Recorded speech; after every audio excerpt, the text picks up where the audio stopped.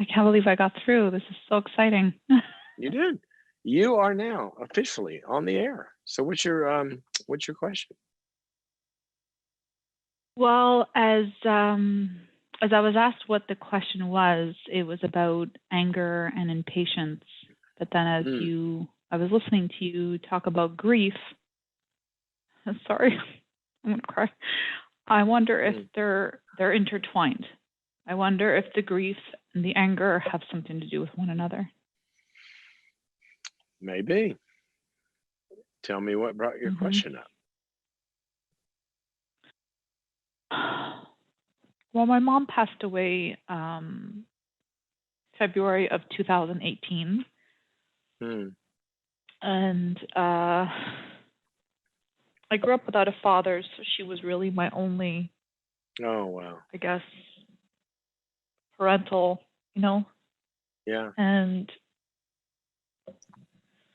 it was Yeah. it was very difficult growing up because I grew up in a large family, and uh, I don't know how to really say all this.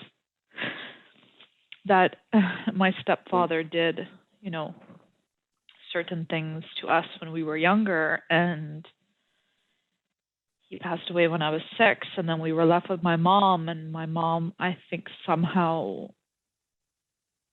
maybe knew, and she was so deeply in love with my stepfather that she just was in Mm. denial about what he did, and she just Oh, kind of that's turned on terrible. me, and it was so I wonder if it's all connected some way, the anger and the Yeah. Well, it could be. I mean, do you feel anger directly towards them, or are you saying you just have a problem with anger in life? well, certain things will happen, like, and then God in his incredible grace, he shows me that the way that person is treating me, Mm. that's not really that person, it's my mother. So God has revealed that to you. And I think so, yes, because Yeah. I'll give you like an example. In my work, um, there's my boss, of course, and then there's my coworkers. And somehow God has shown to me that my boss is like a reflection of my mother, and all these employees are like my brothers and sisters. It sounds weird, but No, I get it. You know they what? It's very insightful. Well, if God showed you, of course it is. But a lot of times I've seen so many scenarios that people don't realize, why am I overreacting to this? And they start to put the players together, put it up on a flip chart or something. And they'll go, oh my gosh, this is my mom. This is my dad. That's my sister. That's my brother. And they're talking about the team that they're on at work. No wonder they're going yes, crazy. yes, Right. So yes, what that makes exactly. And total sense. But so what's your question? I love the insight that you're gaining on this. What is the question? um where do I start? Where do I, you know, what's how Well, do I what? stop being angry? Or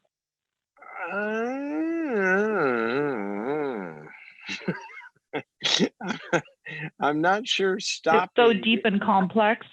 Well, no, no, no. I'm going. It's like you say, how do I stop being angry? Sometimes the way you stop being angry is you have to be angry, right? So stopping sometimes isn't the way out, but getting the anger aligned is the way out.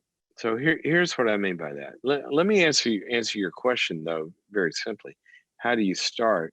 I would say almost exactly like the way you've started right now on this call with us. See, remember what I talked about earlier in the program, getting time to this grief process. I said we need to have somebody on the other side of the conversation that understands and that cares. Okay. Secondly, we have some sort of structure to do it in that kind of stabilizes. Okay, so we have a time and a place here. You got a safe place, and uh, you know this is why we're here as a purpose and all that. And then thirdly, you're you start to focus on what were the real things objectively about the people involved in the experience. And then you start to talk. And see, if when you say, how do I start? If you remember back, just, if we roll the, hit rewind here, just a few minutes, as soon as you started talking, remember you started to kind of feel it a little bit? Remember that? Mm-hmm. Yeah, the crying. Well, yeah, that tells me it's very much present. It's very much accessible to you if you get in the right setting. So I would say Right. number one, do what you've done here with me. Find a good counselor, find a good grief Okay. group. A grief group would be great because they have you explore all these I think the dynamics. thing. But go ahead. No, I was just gonna say, I think one of the most difficult things is that before my mom passed away, something happened that's another thing too, that because, like, for example, she was dying, and a couple of weeks before she died, it was her birthday, and I called her, and one thing that I kind of always felt is she rejected me a lot. And I called her up on her birthday to wish her happy birthday, and I sort of felt like she was trying to blow me off, like, oh, I'm going to go and eat.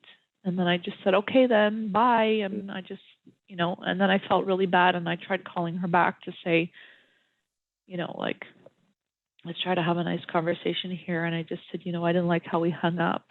And she just, like, slammed the phone in my face. Oh, And no. I was just like, and then, sorry, and then I kept trying to call back over and over again, like, Mom, and she kept picking up and hanging up, picking up and hanging up. And then finally my niece was there, and she picked up that last time, and I just said to her, like, what's going on over there? Like, why is Mom doing this? And so my mom got on the phone, and I just said, Mom, why are you doing this? And she said, do you need a Webster's dictionary every time I speak to you? And then it was again, click. And 3 weeks later, she died. It was the last conversation I ever had with my mother. Wow. That is awful. Yeah. So And I never, like, got to say bye. I never got to, it was just, even in death, it ended in such a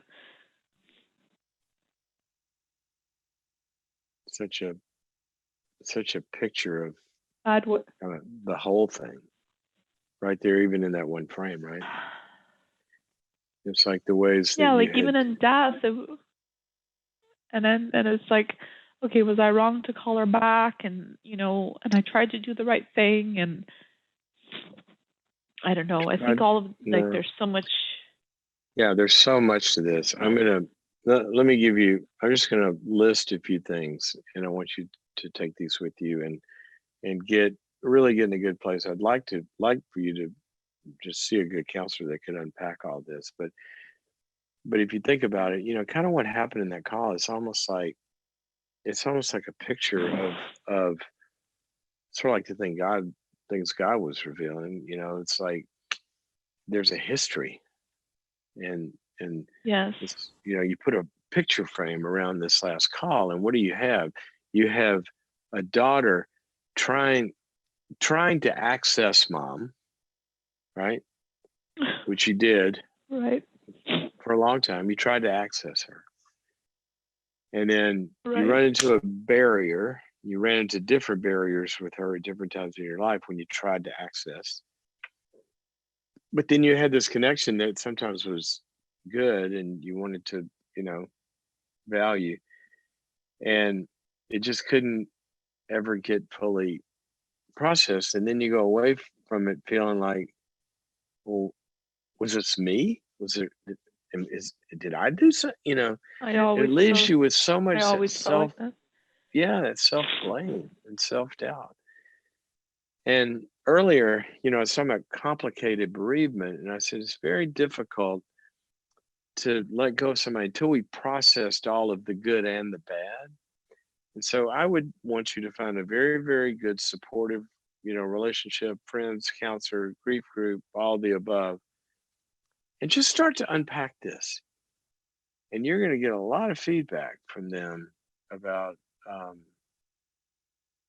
the obvious that you can't feel that all of us can see is that no, this isn't your fault. I mean, you were trying to access her. You were trying to give her a gift. You were trying to talk to her. And I would also conjecture, I don't know her. She could have just turned into this person. But if she did that then, usually that's not something somebody learns how to do that day. There's Right. probably a history of difficult interactions. It is. Yeah. And It's so always you're like that. carrying, yeah, you're carrying all that with you. So yes, it makes sense that you would feel you'd be walking around with some anger and some unresolved feelings and all of that. And my encouragement would be to get with somebody, talk about the things we talked about here, to unpack it, but also begin to process the good and the bad and kind of let her own what she never did own, right, directly, but that you have to let her own so you don't walk around feeling all of it like it's your fault. Okay. I've got to go to some other callers, but I really, really appreciate your call and sharing this with us. It's so vulnerable. It's the good thing is, I'm going to tell you this. I started the show with, sometimes people have to build a capacity for mourning. And just the way equipment works in the head, I'm going to tell you, the fact that you can talk about this and process it and continue to look at it and observe it and all of that, that's a lot of capacity. There's a lot of Oh, strength. thank you. A lot of strength that you have inside. And I'm sure God's a big part Thank of you. that. And I continue to talk to him about this too. You're welcome. Okay. I really appreciate you. God bless you. I love this show. Well, keep tuning in and hope to talk to you again sometime. Thank you for your call.